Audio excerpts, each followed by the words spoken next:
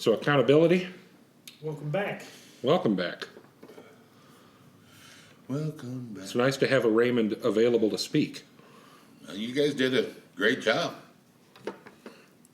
For the most part. It's just weird without you. Well, this subject matter has been on my mind lately, so we could talk about that because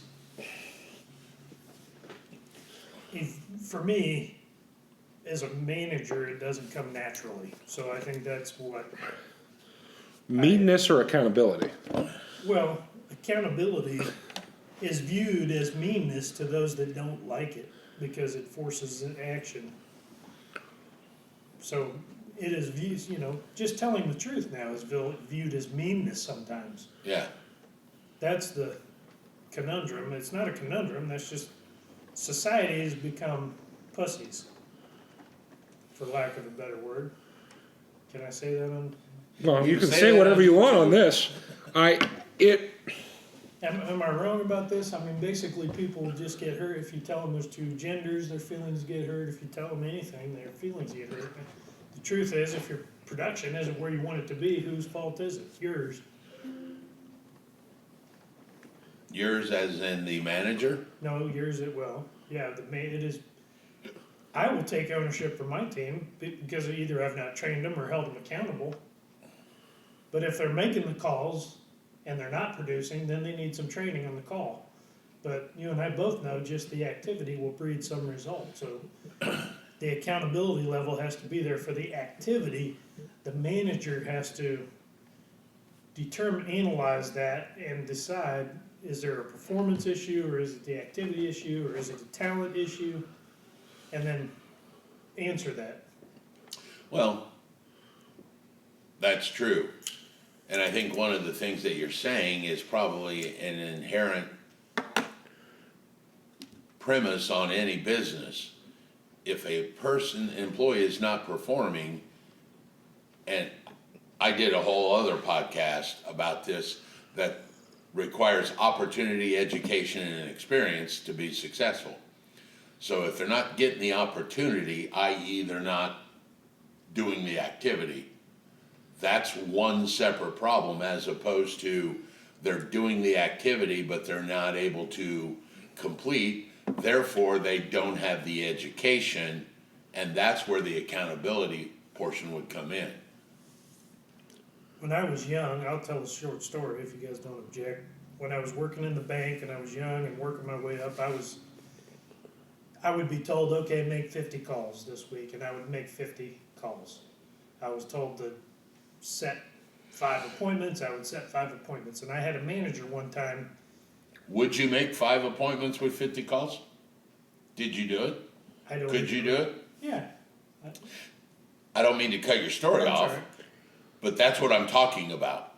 If someone, you and I both know that if someone makes 50 calls, they're going to get 1 to 2 appointments. If they're not, that's an education issue. If they're not making 50 calls, that's an accountability issue. Agreed. Well, I had a manager transferring to the branch where I was working, and she was a reputed longtime manager, but had a reputation of being a ball breaker and like tough and she's tough. Nobody likes working with her. Oh boy, blah blah blah. Well, she showed up and basically just told the truth. Like, you made 50 calls and set 5 appointments by Tuesday. Why don't you do another 50 and double your production? And just pointed things out that to me weren't. I was just, like I said, I was just coming in and I didn't even think about this such thing So she came into my life and had a reputation of being a ball breaker, and at the end of our working together, both of us had tremendous success, and she turned me around, and I thought she was the best manager I ever had. Okay, I drifted off. She came in, evidently. But did she hold you accountable, or did she give you more education? Both, but it's mostly accountability, I think, was what she was good at. She couldn't train me to do a better presentation. Her talent was keeping people focused and moving towards what they needed. At what point do you consider that micromanagement? Yeah, maybe it was. So did she hold you accountable by every day asking you if, Colin, did you make 10 phone calls today? Yeah, so Tuesday, and I would want to go brag to her. So Tuesday, I'd say, hey, I made 50 calls and got my 5 appointments for next week. She'd be great. There's 3 days left this week. Make another 50 and set 5 more, and you're going to double your loans. So I would sit down and do that. And if I didn't do it, she would ask me why I didn't do it. But she made it my decision. I knew what she was saying made sense, and it was the right thing to do, but she just made it evident to me, and I went and did it. This is your accountability in that scenario, though. The big difference right there is the difference also, and we've talked about it, the difference between W-2 and 1099. That's She's where allowed. I was getting ready to go there. She has to do that to you because that's, you're a W-2 employee making a salary. There are expectations. It's difficult to hold 1099 employees to a specific accountability level, even though we know that that is going to solve the problem for them. It's, which comes first, the chicken or the egg? They don't see anything coming out of it, so that they walk away from it. But, no one is in the position to just pay them to do nothing either. So it's a catch-22 one way or the other. The reality is people have to be self-motivated, which we've talked about. And if you know the key to finding self-motivated people in the climate we're in right now, I would love to know what it is. Well, I think, I'm not going to beat Joe's point to death, but that's exactly what I was thinking. Your fear at the bank was what? You'd get fired. Losing the job. Right. And so there is that stick, and we've talked about this before. Yeah. With an employee, there is a stick. With contractors, there is no stick. You and I both know that if we fired any one of our agents respectively from either company, within 10 minutes, they're going to have another job at another mortgage brokerage or another real estate brokerage, because that is not really a threat to them anymore. You can't take away vacation. You can't take away, health insurance benefits. They're not getting them anyway. You can't take away their livelihood because they'll just, tomorrow, boom, be at another brokerage. Well, and the reality is it's not really a job. It is a livelihood, and they get out what they put into it. So it is difficult to hit them over the head with anything. I mean, they can make $0 here, go down the street and make $0 there. It doesn't matter where they go. There's nothing that... So how do we hold them accountable? Well, let me elaborate on the story, because here's what I think she did for me that was the most effective thing. She identified it, so each week I would try to do as fast as I could, get all my shit done. And I was competitive, and she recognized that. I was coming to her, but I was looking at things like my job description is to make 50 calls and set 5 appointments and to sell X. And I just saw myself as I need to do that, and I'm going to get my salary this week. I never looked beyond that. So she said, take your competitiveness. She identified that I was competitive and said, why not? She opened my eyes to the fact that I could make 100 calls and set 10 appointments. And instead of making 50 grand, I could make 80 grand. So she just somehow made me identify that. And then I started doing that. And then the branch flourished, and she got bonuses, and I got bonuses, and everything started to take off in my sales career. So that's the carrot aspect. If you do more, I'll give you more, which inherently is true. Well, I guess with I knew any it was, sales job. I knew that was there, but I didn't have an awareness. I just thought, I looked at things differently. Okay. You get a job, you do it. Is that lady still with BMO? She was with Chase. And Chase. She is still with Chase. In fact, Have you thought about maybe reaching out to her?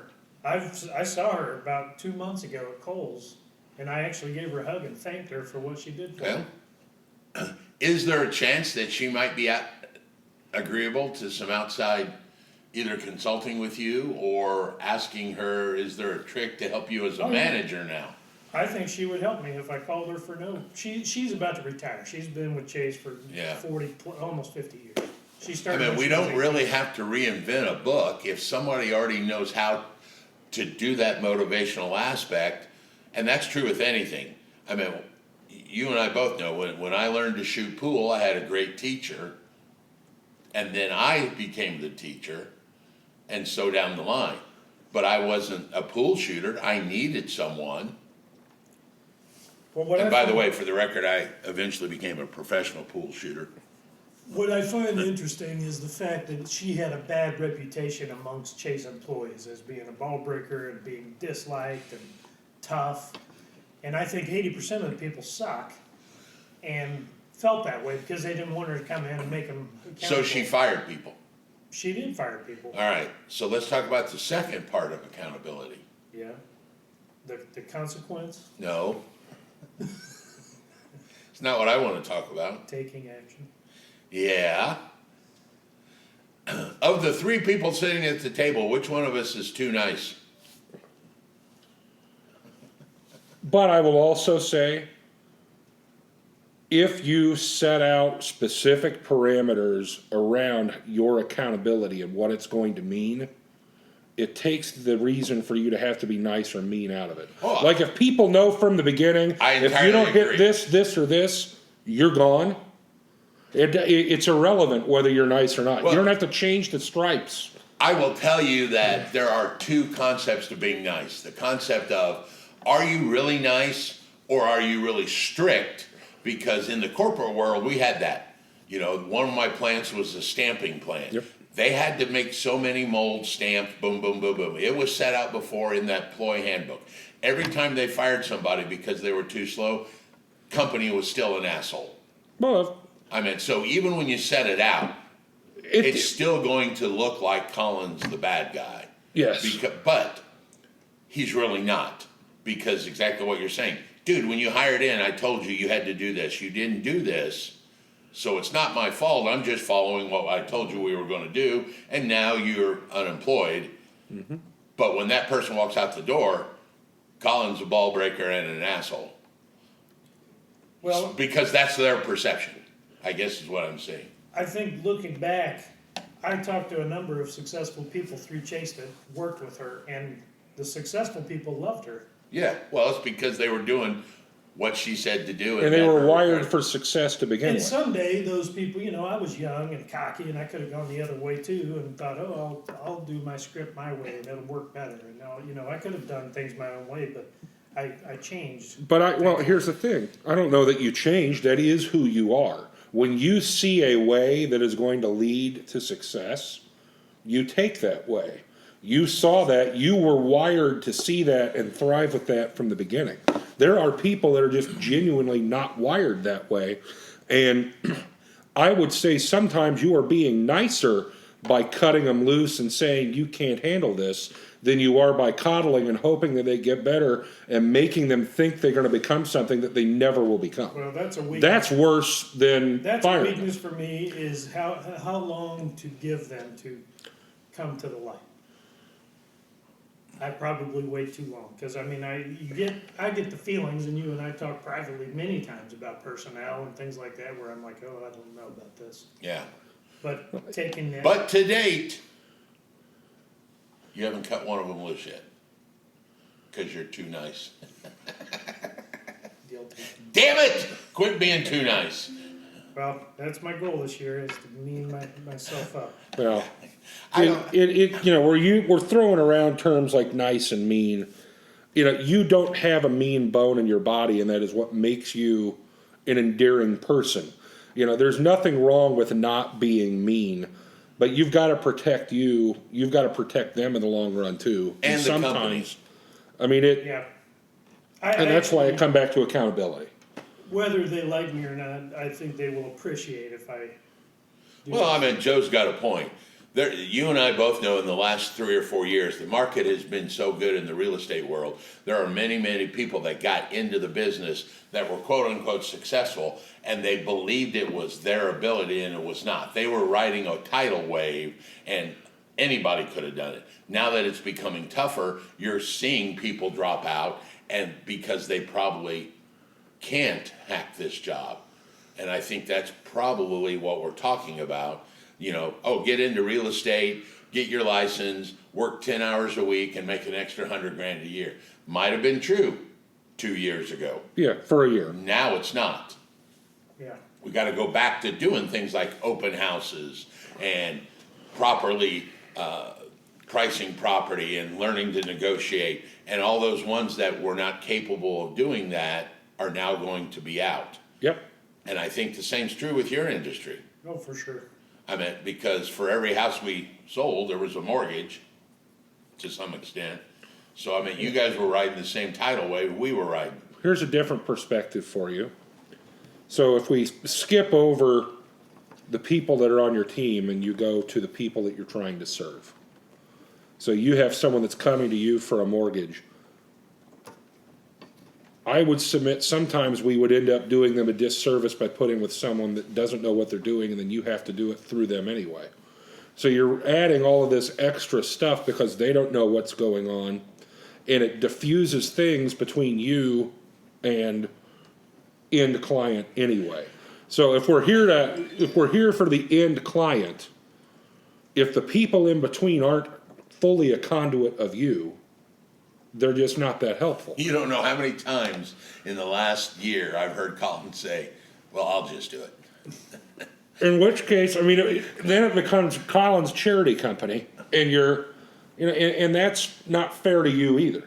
It's not fair to them, it's not fair to the end user, and it's not fair to you. It also isn't scalable in a business. It's not scalable, but Joe's got another point. Joe's got a good point, because then what it does is it may give that person that's not, and I'm gonna say this where it's not right, a false sense of, well, I've closed 4 loans.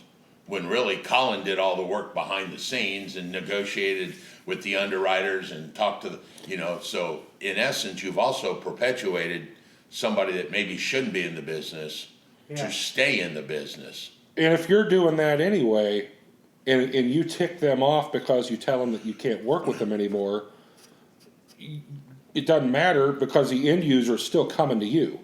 I mean, you're not ticking off the person that's getting the mortgage by taking out someone that's ineffective in between the two. You're ticking off people that it won't matter anyway. I also don't want to make this bash Collin. No. Same thing is true. We have a couple of realtors that, we're coming to that water level point of, is the headache worth the risk of reputation?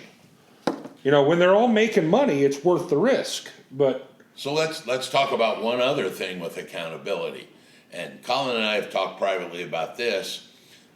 I look at there are 3 types of agents from my standpoint. There's the agent that needs help, that is producing. Mm-hmm. There is an agent that doesn't need help, that is producing. And then there's an agent that needs help, but is not producing. Yeah. Of those 3, the one you want to get rid of is the one that's not producing, but sucking your time out of you. I did underestimate how frustrating that is. So to your point, Joe, we have got several agents that are producing 1 or 2 deals or 3 a year, but are not burning my phone up. So as long as they stay consistent as far as keeping up with educational and common market theory, I don't have a problem with that agent. Well, heck, I fit squarely in that category. I do 3 or 4 a year. But you're a bigger pain in the ass. Well, that's true. But I mean, I'm one of those, I'll do 3 or 4 a year. I don't have questions, I just do it. Obviously, I keep up on education because I'm teaching it, but that's where I'm at. But you're not calling 30 times a week about stuff that is not relevant. What do you think about this idea? No, that's a terrible idea. That's not legal. Oh, okay. What about this one?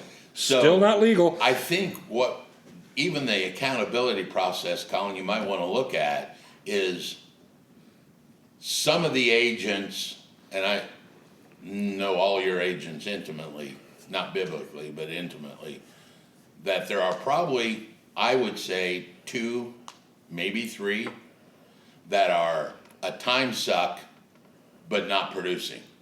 And I think it's incumbent upon you to look at that person and go, are they ever going to be producing? And if not, you need to do yourself 5 stones mortgage and that person a favor and go, you're not here anymore. Sorry. Well, tough love is love. Yeah. Well, it doesn't count for me anymore because I can't grow hair. But the whole theory of being able to grow your hair longer is that you actually have to cut off the dead ends for it to continue to grow.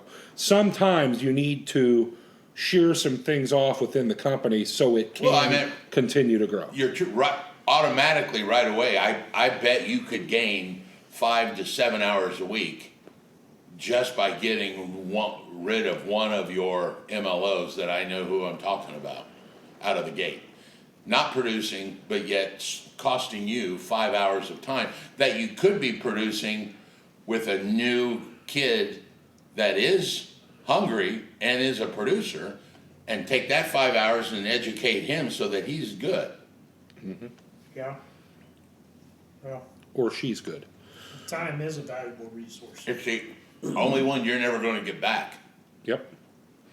And the problem is, at some point, you've got to recognize if you've talked to the same person 4 or 5 times about the same topic, that's a problem. I mean, I have no problem with an agent calling me and going, hey, I'm doing a deal I've never done. And once you impart that knowledge, they go, okay, I've got it. That's an educational process. That is something we're supposed to do. Yep. But if they've called you 2 or 3 times about, how did you do that again? Now, how did you do that again? That's a problem in my world. Well, it goes from hand up to hand out. They're looking for you to do it for them instead of looking to learn how to do it for themselves. And that's where the crossover has to occur. Which ones are using you to do it for them, and which ones are using you so that they can learn and they don't ask the same thing twice? So, what's the fear from you, Mr. Nice Guy, if you take 2 of your agents, and I'm thinking of them right out of the gate, or just pick any of them, and cut them loose today? What's the fear? Is the fear that they're going to go somewhere and talk bad about Collin? Is the fear that they're not going to be your best friend? Hell, both of these people I'm thinking of, you didn't even know until they came to the company. You lived 50 years without them. I suppose what I feel is I sell them on coming and joining the team, and I, owe them something. I don't know. Well, keep in mind, But it's, you've provided, and they have proven. Now, I'm not saying you hire a guy one day and fire him the next, yeah. But if you've hired somebody and for the last 4 months, you have provided education to them, I know for a fact, every Wednesday morning you do a 9 a.m. training for 2 or 3 hours. They have proven that they are not either grasping that education or in some cases didn't even show up for it. yep. Well, I think I'm identifying this as a weakness for me, and I'm now feeling the tug of Well, implementing change. It just doesn't come naturally to me is the point. So I guess I'm just talking about you're an this. all-in person. I mean, when you bring that person in, you're all in on them, and you are putting everything you have into it, expecting that they are going to have the same personality and want to put everything they have back into it. Yeah. And sometimes we come across people that just take everything that we're willing to put into them and are just playing the game on the other side. Well, there's the people that don't do their part, so that's what the people you're talking about. I had an epiphany this weekend, which I think I've always known, but I watched Gary Vaynerchuk, and there was a person in the audience that asked him a question: how do you motivate your employees to care as much as you do about the company? I saw this. Huh? I saw this. And his answer was, you're dumb as hell if you think any employee is going to care as much as you do about your company. They never will. They never will. It's not theirs. So, yeah, he said it's not theirs. He said, so that question you ask is really not a good question because the answer is they never will. So you're right, with Collin being all in, you're never going to get that person that is that die-hard all in. I mean, I don't know if we bring it up or not, but we both know an employee right now that worked for a company 23 years and within a week made a change. So you would think after 23 years, they were all in corporate rah-rah person, but when the corporation let them down, they simply moved jobs. Yeah. And got a better job. So I meant, and a person being all in, which I think is what you're hoping for, because you are, to Joe's point, is you're never gonna get that person that's 100% like you are, that's willing to spend 70, 80, 90 hours a week for that first 5 years. They all wanna do their 40 hours a week or less and make a good living, and if they're not capable, we need to determine, and I don't expect my agents to be all in. I guess is what I'm saying. No one's gonna love the Modglin group as much as Raymond Modglin. And to believe that, I think is a false thing. I think it's just about finding the one that, if you've got 80 hours worth of work, if you can find someone that can take 10 hours of that work and do it to a B plus level, that's how you get successful. Don't expect them to be everything for all parts of it. If they can do this part of it to a level that helps you, and this person can do something to a level that helps you, that's what we gotta look for. Cause they're never gonna be 100% of everything, cause if they were 100% of everything, they'd just be doing it for themselves. Well, good point. You've got a girl right now that's been with us 3 or 4 years and has made it known that she's ready to move on. You know, as well as you have treated her by buying leads, providing her $100,000 a year, and I know this because I do the books. From her year 1 through year 3 or 4, she's made $100,000 a year with us, but is ready to move on because she thinks she's going to do better on her own thing. Well, we know we've made that possible though. Yeah. So, I mean, you can do that again, but I think, getting that 100% buy-in, this is a girl that really hasn't done a lot. We buy the leads, we hand her the leads, you go to the closings for her, you help her out, all of that, and now she wants more by being the owner of her own company and is going to learn a rude awakening that it's not as easy. Well, that was probably the most buy-in of anyone we've had. Yeah. And it even, But I guess you're right. They aren't gonna care like I care. No. And when Gary Vee said that, he used a lot more colorful language than I'm going to use. Yeah, he drops a lot of. He dropped a lot of F-bombs in that answer, but basically his answer is that was a stupid question because no one's going to. Cogs on the wheel, and when the tooth gets sheared, you put a new tooth on it, Yeah. and you move on. Well, and I tell all the agents that come into the Modglin group, I'm under no illusions that you're going to be with me forever. If you're with me 5 years, that's great. I've got one girl, Renee, 11 years. Yep. But there's going to come a time, if they are truly that entrepreneurial spirit, where they want to be the owner. Yep. We've had Eli Skinner on our radio show. Yes. We're good friends with Eli. Collin and I golf with him. He goes on a trip with us. But he came in telling me, I'm eventually going to leave. I knew that coming in. Mm-hmm. And it was still a good working relationship while I was there. But he told me basically, I'm not buying in 100% from day one. Yeah. And it actually turned out to be one of the best working relationships because I knew coming in. There was no smoke going up the skirt. 2 years later, he was going to go out, and he did. But he was a producer that didn't need anything. Yeah, he was what I would call the Class A. He was the producer that didn't need a lot. And when he did call, I knew it was actually a reason that we had not talked about. I mean, every time you see that phone number ring from that one young lady, the question in your mind is, what are we going to have to go over again that she didn't grasp or can't grasp? Yeah. You're not wrong.